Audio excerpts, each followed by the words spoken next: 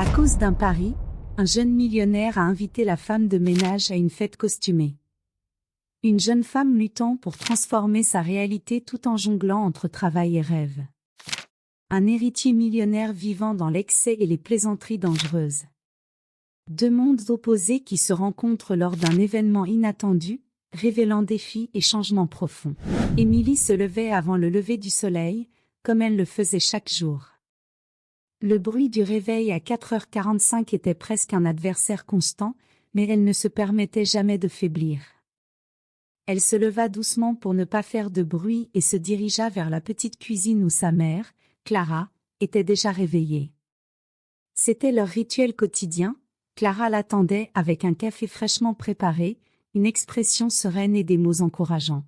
« Tu vas finir par te tuer à ce rythme, ma fille », disait Clara en posant une tranche de pain grillé devant Émilie.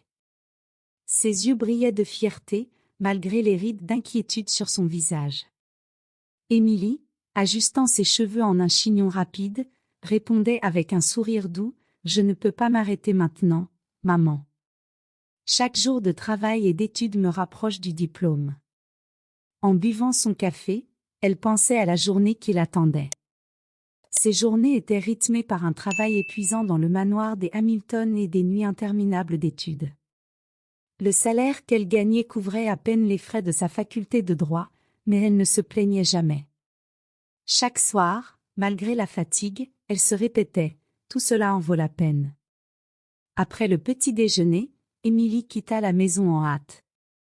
La marche jusqu'à l'arrêt de bus était froide et solitaire, mais elle y était habituée. Le trajet en bus bondé était un autre défi, entre passagers grincheux et l'odeur persistante de café. Pendant le trajet, Émilie révisait mentalement les sujets des cours de la veille, comme si se concentrer sur son objectif pouvait alléger les problèmes du quotidien. En arrivant au manoir, l'opulence du lieu ne cessait de l'impressionner, même après 2 ans de travail.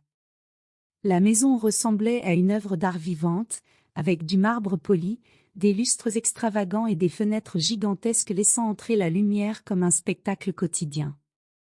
Pour Émilie, c'était un monde à part, un rappel constant de la vie qu'elle n'avait pas encore. Habillée de son uniforme, elle commença sa routine. Chaque tâche était effectuée avec précision, polir les sols, ranger les chambres et s'assurer que tout était impeccable. Bien que cela fût épuisant, elle savait que ce travail n'était qu'une étape. Un tremplin, pensa-t-elle, en montant les escaliers pour nettoyer le couloir principal. Pendant qu'elle nettoyait le lustre dans la salle principale, elle entendit des rires venant de la salle de jeu. C'était Lucas Hamilton, le fils aîné, accompagné de ses amis. Le bruit résonnait dans tout le manoir, interrompant momentanément la concentration d'Émilie. « Tu crois que mon père va remarquer si je rate la réunion aujourd'hui ?» demanda Lucas, d'une voix empreinte d'indifférence. Émilie soupira et retourna à son travail. Il était impossible d'ignorer la différence entre leurs réalités. Lucas semblait vivre sans la moindre préoccupation, tandis qu'elle sentait le poids des responsabilités à chaque instant. Pourtant, Émilie n'aurait jamais souhaité être à sa place.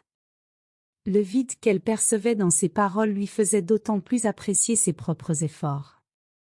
À la fin de la journée, Émilie rentra chez elle, les muscles endoloris mais déterminés. Clara l'accueillit avec un sourire, comme toujours. « Comment s'est passée ta journée ?» demanda sa mère en posant le dîner sur la table. « Épuisante, mais ça va », répondit Émilie avec un léger sourire. Après le dîner, Émilie plongea dans ses études. Même avec le corps fatigué, elle savait que la connaissance était la clé pour changer sa réalité. Chaque mot lui représentait un pas vers son rêve de devenir avocate. Lucas Hamilton vivait comme si le monde existait uniquement pour son plaisir. Il passait la majeure partie de ses journées dans la luxueuse salle de jeu du manoir, entouré de ses amis, Peter et Max.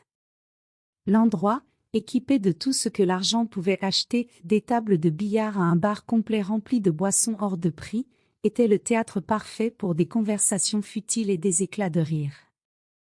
Cet après-midi-là, Lucas était installé dans un fauteuil en cuir, un verre de whisky à la main. Ses amis étaient animés, évoquant des souvenirs de fêtes précédentes. Alors, Lucas, c'est quoi la prochaine grande fête? Demanda Max en jouant au billard. Lucas haussa les épaules. Je ne sais pas. Peut-être quelque chose de plus petit, pour changer. Plus petit? Peter éclata de rire, faillant renverser son verre. Ce n'est pas ton style. Les gens attendent quelque chose d'épique. Max, toujours à l'affût d'idées provocantes, lança une suggestion. Et si on invitait quelqu'un d'absolument inattendu? Quelqu'un, en dehors de notre cercle. Peter sourit. Genre qui? Une célébrité? Max secoua la tête en riant. Non, quelque chose de plus drôle. Pourquoi pas, la femme de ménage? Les trois éclatèrent de rire. Mais l'idée s'installa. Max continua à taquiner. Réfléchis bien, Lucas. Ce serait hilarant. Elle n'a jamais mis les pieds dans une fête comme ça. Lucas hésita, mais le défi attisa son ego. Vous voulez parier que je vais le faire? Le lendemain, alors qu'Émilie rangeait les produits de nettoyage dans la cuisine, Lucas apparut. Il lui parlait rarement, sauf pour donner des ordres, ce qui rendit son approche surprenante. « Émilie, c'est bien ça ?» demanda-t-il avec un sourire qui semblait faux. « Oui, monsieur » répondit Émilie, sans comprendre la raison de cette conversation. « On organise une fête demain soir. C'est une soirée costumée. Vous voulez venir ?» dit-il en lui tendant une invitation dorée. Émilie resta sans voix. « Je ne sais pas si je peux, monsieur. » « Bien sûr que vous pouvez, » insista Lucas. « Ce sera amusant. Ne vous inquiétez de rien. » Avant qu'elle ne puisse répondre, Lucas partit, la laissant seule avec l'invitation en main. Elle la regarda, perplexe. Ce soir-là, elle raconta tout à sa mère. « Peut-être que c'est une bonne chose, Émilie, » dit Clara en souriant. « Tu mérites un peu de divertissement. » Émilie hésita. Une voix intérieure lui disait que tout cela était étrange, mais elle décida finalement d'y aller. Une opportunité différente était rare, même si elle semblait improbable. Le soir suivant, Émilie se tenait devant le miroir de sa petite chambre. Elle portait le costume de ballerine qu'elle avait loué avec une partie de ses économies. La jupe en tulle rose et les ballerines assorties complétaient le chignon impeccable qu'elle avait réalisé. Son visage, éclairé par la faible lumière de la lampe, exprimait une attente mêlée d'appréhension. Sortir de sa routine était rare, et elle ignorait à quoi s'attendre lors de cette fête. « Tu es magnifique, ma fille, » dit Clara, l'observant depuis l'entrée de la pièce avec un sourire bienveillant. « Montre-leur que tu n'es pas inférieure à eux. Tu mérites d'être là autant que n'importe qui. » Émilie sourit, mais au fond, elle était toujours mal à l'aise. « Je ne sais pas, maman. Tout ça semble bizarre. Pourquoi m'aurait-il invité? Il ne me parle presque jamais. » Clara s'approcha, lui prenant la main. « Peut-être que c'est simplement une opportunité. Ne juge pas avant d'y aller. Sois simplement toi-même. » Avec ces mots, Émilie trouva le courage de partir. Elle monta dans un bus en direction du manoir, tenant fermement l'invitation dorée. Le trajet fut ponctué de pensées sur son travail, ses études, et les raisons pour lesquelles Lucas l'avait invitée. « Est-ce vraiment une bonne idée ?» se demanda-t-elle en regardant les lumières de la ville à travers la fenêtre. En arrivant au manoir, la transformation du lieu était impressionnante. Des lumières colorées illuminaient la façade, et la musique résonnait dans l'air.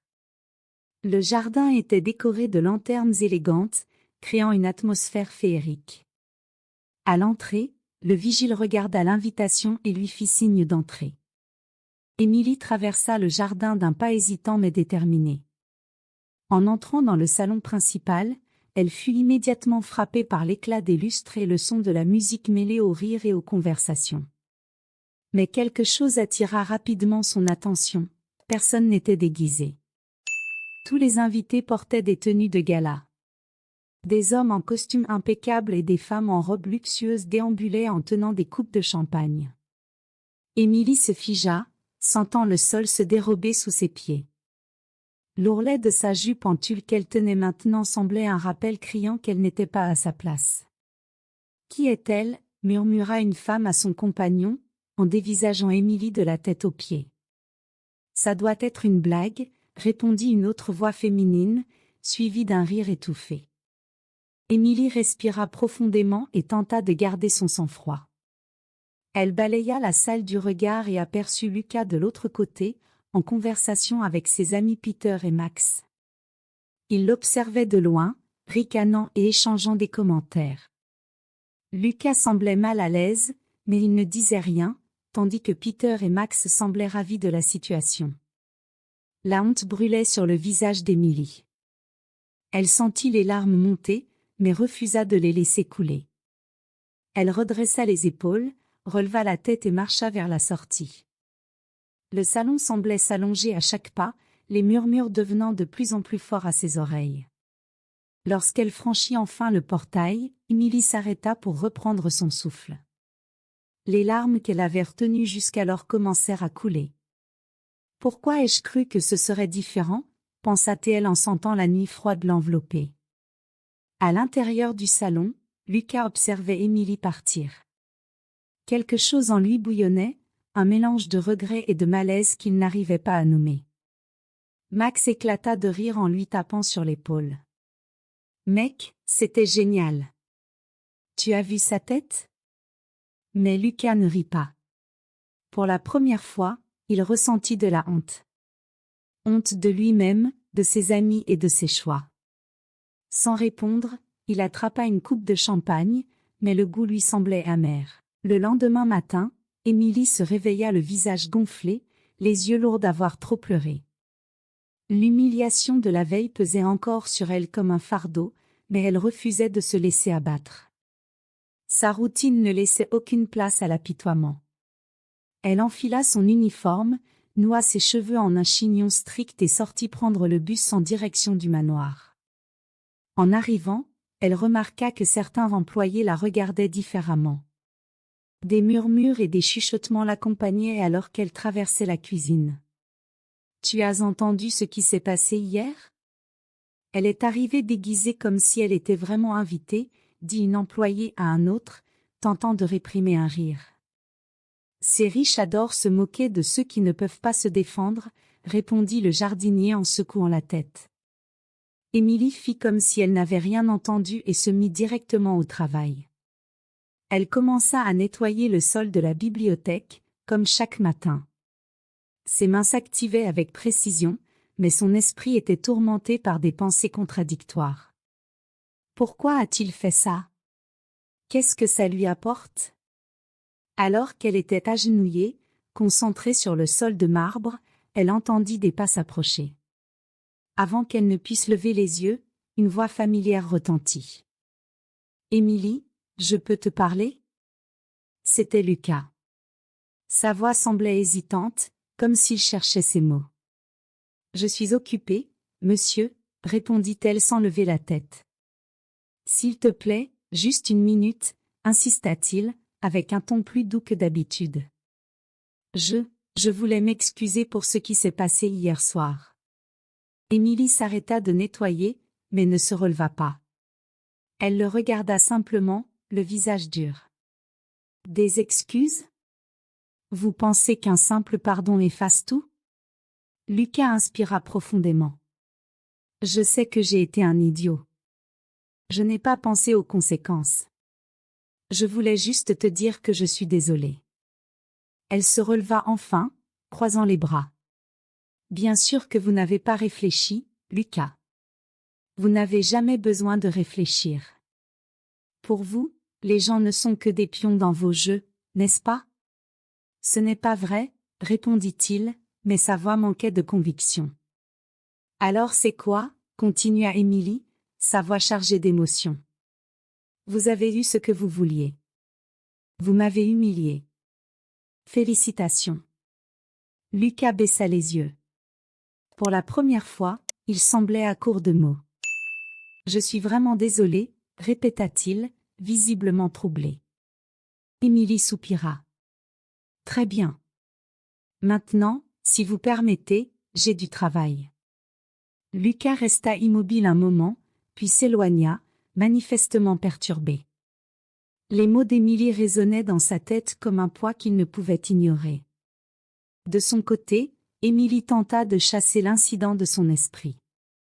Je n'ai pas le temps pour ça. J'ai des objectifs plus importants, pensa-t-elle, bien qu'elle ne puisse s'empêcher de sentir qu'un changement s'était opéré en elle. Dans les jours qui suivirent, Émilie poursuivit sa routine au manoir. Malgré l'humiliation récente, elle refusait de laisser cet événement interférer avec son travail ou ses études. Cependant, les regards curieux des autres employés et les murmures discrets dans les couloirs la faisaient revivre la honte de cette soirée. « Tu as entendu ce qui s'est passé ?» Apparemment, elle est venue déguisée, croyant vraiment qu'elle était une invitée, commenta une employée au jardinier. Ces riches aiment jouer avec ceux qui n'ont aucun moyen de se défendre, répondit-il en hochant la tête.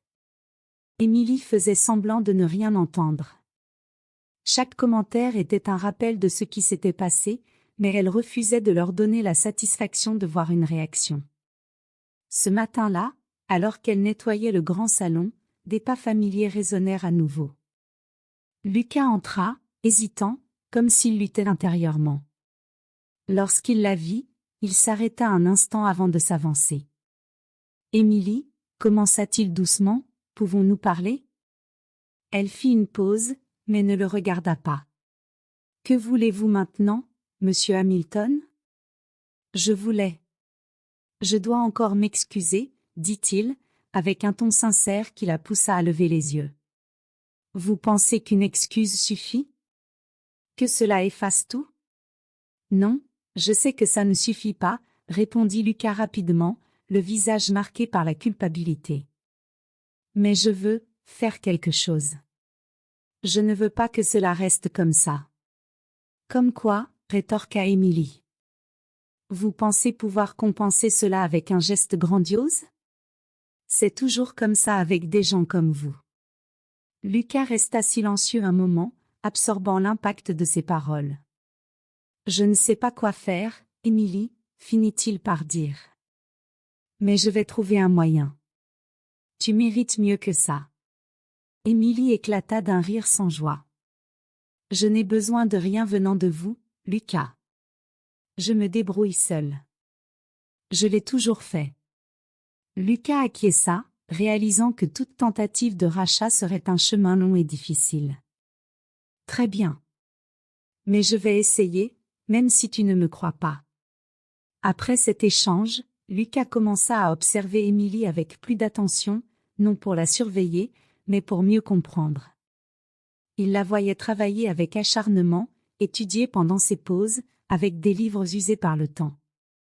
Il réalisa tout ce qu'elle accomplissait avec si peu, et il fut frappé par la force de sa détermination. C'est alors qu'il eut une idée. Sans en avertir personne, il contacta l'université d'Émilie. Lucas expliqua à l'administration qu'il souhaitait créer une bourse pour les étudiants en difficulté financière. Il insista pour que l'initiative reste anonyme et qu'elle couvre les frais de scolarité, les livres et le transport. C'est une démarche très généreuse, dit l'administratrice en remplissant les documents. Êtes-vous sûr de vouloir rester anonyme? Absolument, répondit Lucas. Ce n'est pas pour moi, c'est pour elle. Quelques jours plus tard, Émilie fut convoquée au bureau financier de l'université. Le responsable lui remit une lettre. « Félicitations, mademoiselle Émilie, dit-il avec un sourire. Vous avez été sélectionnée pour une nouvelle bourse intégrale. » Émilie resta sous le choc. « Mais, je n'ai postulé à aucune bourse, répondit-elle, confuse. C'est une initiative récente, expliqua le responsable. Votre dévouement et vos résultats académiques ont attiré l'attention. Toutes vos dépenses sont couvertes. En sortant du bâtiment, Émilie tenait la lettre fermement, comme si elle craignait qu'elle ne disparaisse. Le soulagement était immense, mais une question persistait. Qui avait fait cela? Et pourquoi? Les mois suivants furent marqués par des changements significatifs. Grâce à la bourse, Émilie put réduire ses heures de travail au manoir, ce qui lui permit de se consacrer davantage à ses études. Ses résultats s'améliorèrent, et elle participa à des groupes de travail et à des activités parascolaires, se rapprochant encore un peu plus de son rêve de devenir avocate. Pendant ce temps, Lucas changea également. Il s'investit dans des projets sociaux liés à l'entreprise familiale et commença même à participer aux réunions d'affaires, ce qu'il avait toujours évité jusqu'alors. Plus important encore, Lucas découvrit une satisfaction nouvelle en aidant les autres, une manière de rendre et de grandir en tant que personne. Un jour, Émilie tomba par hasard sur des documents à l'université confirmant l'origine de la bourse. Bien qu'elle le soupçonnât déjà, voir cela sur papier la fit réfléchir. Lucas semblait vraiment vouloir changer, ou du moins essayer. Au manoir, elle décida de l'aborder. Elle le trouva dans le jardin, assis à observer les fleurs fraîchement plantées. Lucas semblait plus calme, mais aussi réfléchi. « Lucas » l'interpella-t-elle. Il se tourna, surpris. « Émilie. Tout va bien? » « Oui, en fait, tout va bien, » répondit-elle avec un léger sourire. « Je voulais simplement te remercier. Pour ce que tu as fait pour moi. Je sais que tu n'y étais pas obligé, mais, merci. » Lucas lui sourit. « Tu n'en avais pas besoin, Émilie. Tu aurais réussi de toute façon. Je voulais simplement rendre le chemin un peu plus facile. » « Tu as changé, » dit-elle, en l'observant. « Je ne m'y attendais pas. » Lucas soupira doucement. « J'en avais besoin.